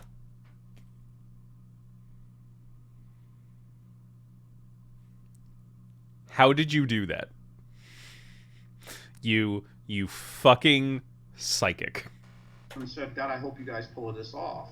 Even with the interest of prominent and wealthy individuals in the Middle East, funding was held back until construction began, which would take at least $1.5 billion to begin, which of course brought them back to square one. By around 2008, the economy had turned in America, and Norm Nixon had seemed to have lost hope in his project. Him and Roger began to communicate less, as Nixon had seemed to focus on raising funding himself. As years went by, the concept failed to gain investor funding, and in 2012, Norman Nixon had passed away, seemingly bringing along the dream of Freedom Ship with him. After, when Roger had stepped back in, not the dream of Freedom Ship, the project once again with him at the helm. Now to try and complete what the team, and more importantly, his colleague and friend, had started. Immediately, he began talks with an Indian-based entity who had capital and government contacts that wanted to build the ship there. While that continued through the mid-2010s, Roger established contact with a development company based in Hong Kong called Global Development, who had been following the project for many years. They became...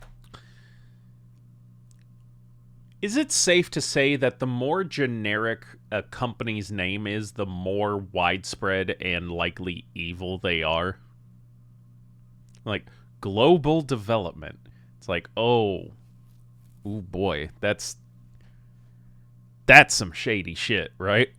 That's some that's some world domination sort of shit going on. A major stockholder in Roger's newly formed entity, and they began looking for additional players to raise money for the concept. But that brings us to right now, and really, well, it's been over 25 years since the project totally not Evil Inc. And really nothing has culminated. Well, we do get a lot of, people certainly said, oh, I've heard about this, it'll never happen, or it hasn't happened before. We're not terrible enterprises. A big hit was, to the positive sense, was hit when we affiliated with Global out of China. Certainly from a construction and logistical standpoint, you can go into the superlatives of it's the biggest, it's the most, it's the largest, it's impossible, it's... The but largest. The engineers actually said this. They said, basically, we can build this given the money. Now, the question is whether with the money was it practical from an economic standpoint. And after Norm had determined, as you saw in Discovery, that you're basically building it in a modular standpoint with off-the-shelf steel samples, the cost got effective to the point that people could afford to buy the unit.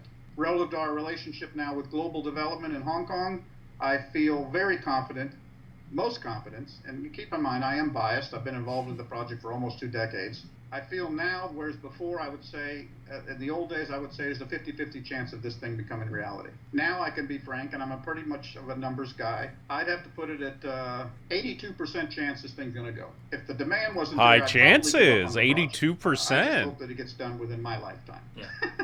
And I would say you could probably be seeing some significant progress shown via the media within 6 months. Roger hopes to have substantial capital into the company by 2020 and substantial progress in the years following. So this video came out in 2019.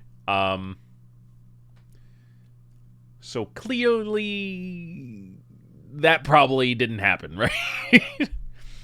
Who thought that this company would be the bad guy? Their name is literally Evil Inc.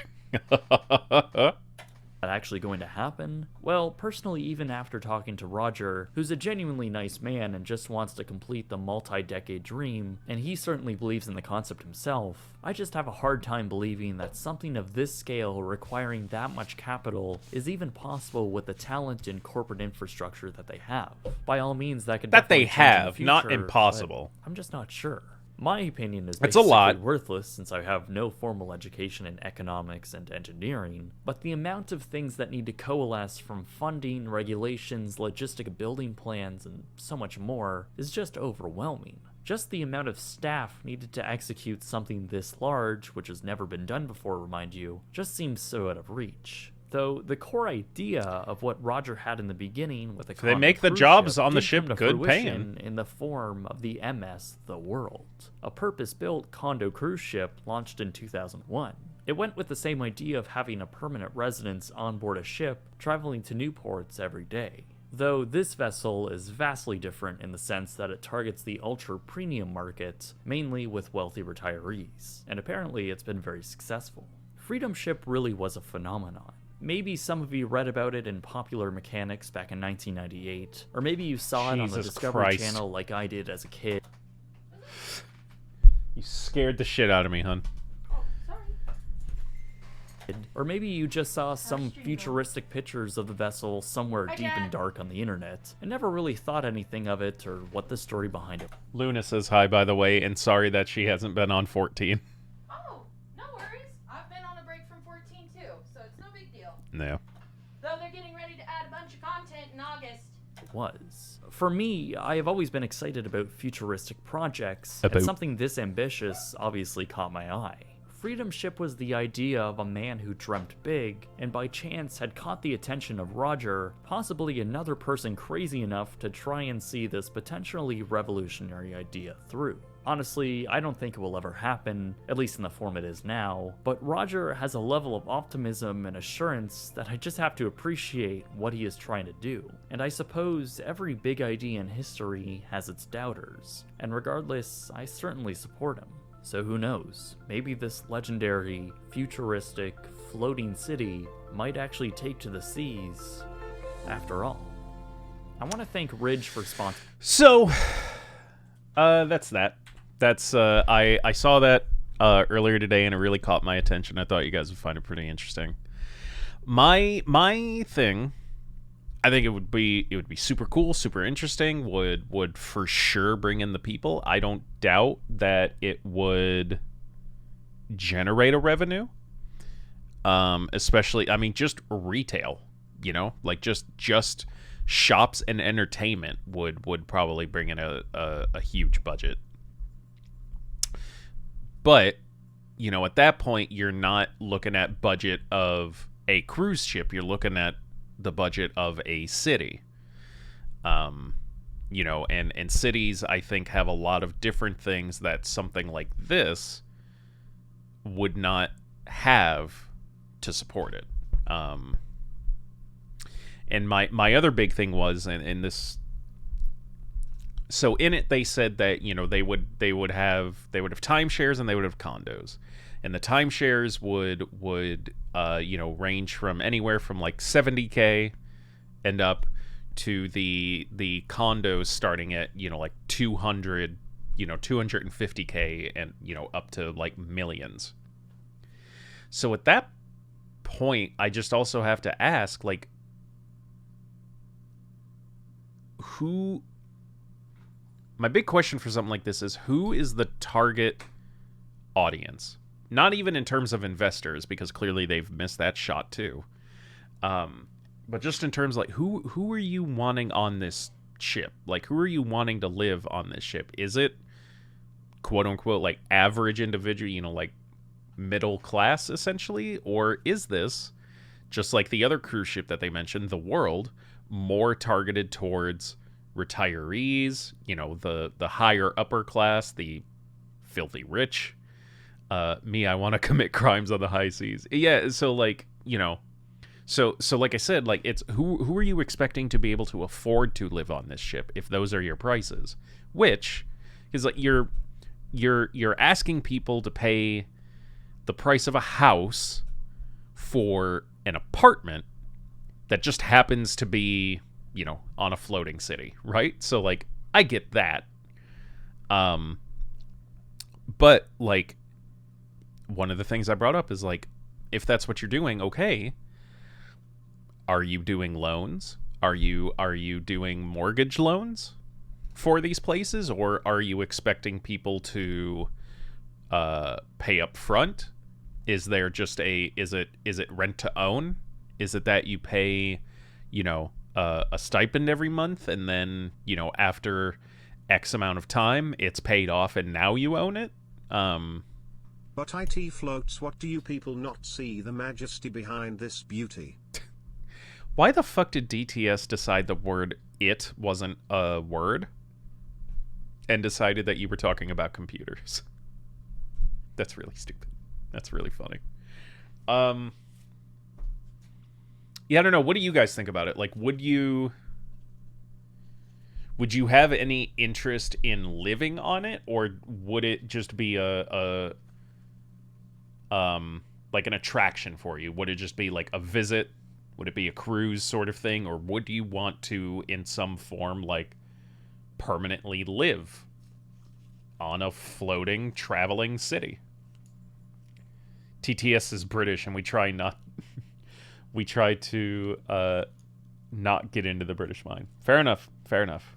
You have no idea how many bangers of mash and tea are just floating around in the old noggin. Alright.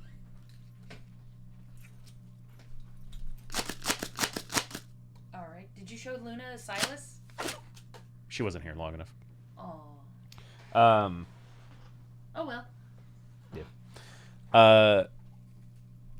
Fuck yeah, it would be a visit. You know how shitty internet on the ocean is? Oh, that's the thing, too. Although, considering modern day, and honestly, maybe they have tried, maybe they haven't, why not ask Elon? Like, I'm not saying, you know, I don't support the man. I don't support anything he does. But, if you're wanting billions of dollars, and you want an internet solution, like, he's got his Starlink. I have not talked to anybody who has it to see what it's like. Modern day track record of ship captains fucking up in shallow waters. Yeah, there's that too. I like the sea, but to live there constantly, probably no. Right? Because like it would depend on their schedule. Because like they said, it'll travel around, you know, go to port and everything. So like, you know, there's time, I'm sure, to get off the vessel. But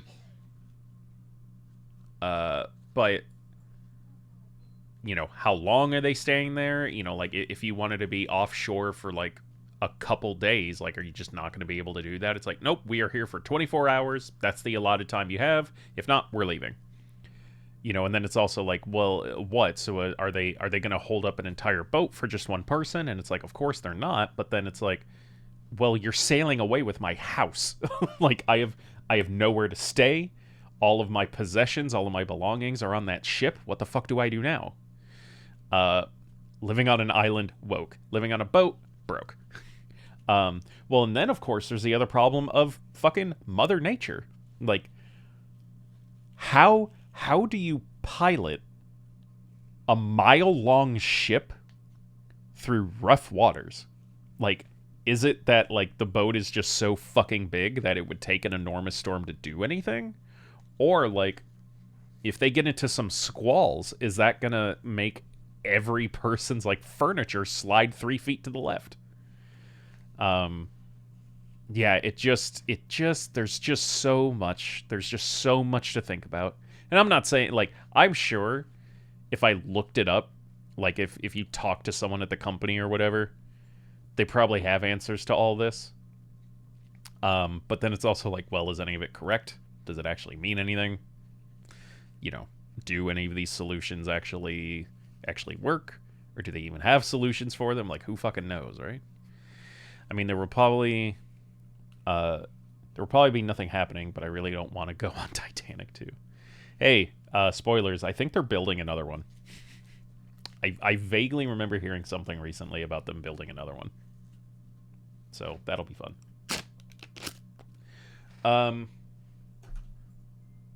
Alright, guys. Well, with all that, I'm going to end stream for the week here. As usual, you know, we're doing the contest till the end of the month to win this adorable little guy. I'm pretty sure Lord Sorrow is still... Either Lord Sorrow or Dart are still in the lead for it. Honestly, I'll probably have, like, a sticky channel or something up in the Discord just to show, like, a leaderboard. Yeah, I think it'll go to C next year. Raid? Yeah, we'll raid. You guys know my normal... Oh, Jesus. Take two. You guys know my normal shtick. You know, this will be up on YouTube tomorrow. Yeah, the VOD will be up on YouTube tomorrow for you guys.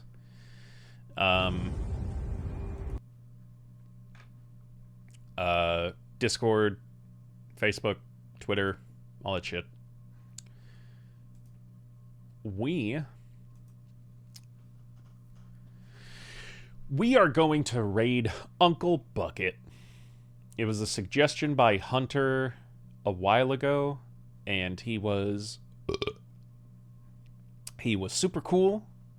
Very, very nice person. They enjoyed the raid. He seemed like a really cool channel to follow as well, so and he's got 2 people there right now. So I think I'll send you guys over to him. Get the sweet and sour sauce egg, not barbecue. Oh yeah, it'll be out this year.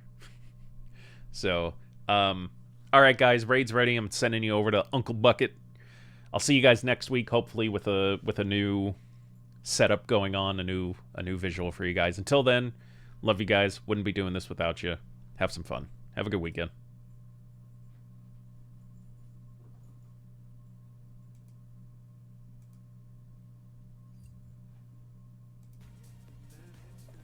Oh, you're out sick. I'm sorry to hear that. Oh no. Friends, go check out gaming. She is just a bundle of shit.